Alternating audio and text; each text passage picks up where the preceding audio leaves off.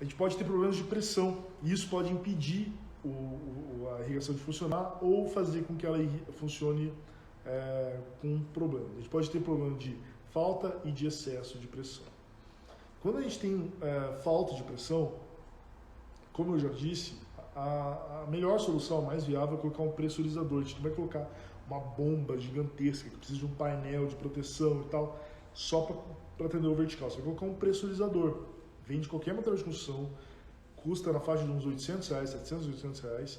Isso garante já que vai funcionar. Só que, se você... voltando um pouco, como eu disse, a concessionária que fornece água para o cliente é obrigada a fornecer 12 metros de coluna d'água.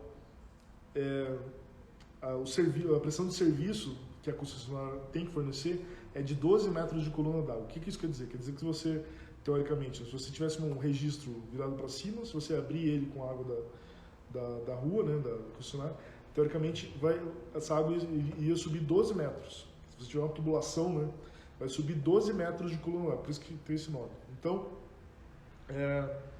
a norma, né, a norma brasileira que define a questão do fornecimento de água exige que a concessionária te entregue 12 metros de coluna d'água. Isso é suficiente para atender quase que 100% dos verticais. Porém, você pode ter problemas. Uma coisa é a norma exigir, outra coisa é entregar. Aqui em Curitiba não tem problema. Na maioria dos casos não tem problema. Só que, às vezes, o teu ponto d'água não é da rua, é da caixa d'água. E daí não tem pressão. Só por gravidade pode ser que não seja suficiente. Como que você mede isso? Você mede isso com um manômetro. Você vai medir e ver se está atendendo a especificação do manual, do catálogo do fabricante. Porém, se você vai colocar um pressurizador, talvez seja legal você já recomendar para o cliente já colocar um pressurizador na caixa d'água. Clientes, nessas casas de alto padrão, a maioria já tem pressurizador, né? Então sempre é pressurizado. É raro você não ter. Mas ao invés de colocar o pressurizador só para o jardim vertical, coloca lá na saída da caixa d'água para atender a casa inteira.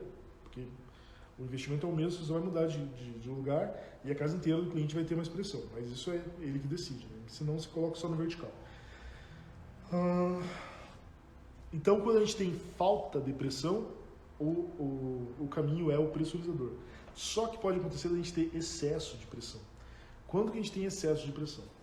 O exemplo mais clássico é quando a gente tem o jardim inteiro da casa irrigado com bomba, e você tem uma bomba de 3 cavalos, lá 1,5, 3 cavalos, pressão pra caramba, e daí você vai irrigar um jardim vertical com a mesma bomba.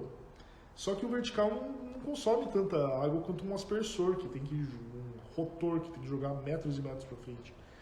O que a gente faz então? A gente vai utilizar um regulador de pressão. Então esse regulador de pressão aqui, no caso, é da Senninger, acho que é da Senninger. E ele tem de vários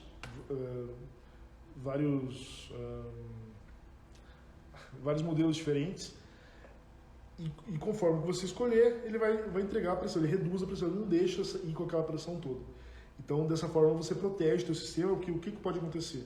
Se você tiver um excesso de pressão, a tua mangueira pode simplesmente, todos aqueles pontos de falha que eu falei, eles podem simplesmente sair estourando.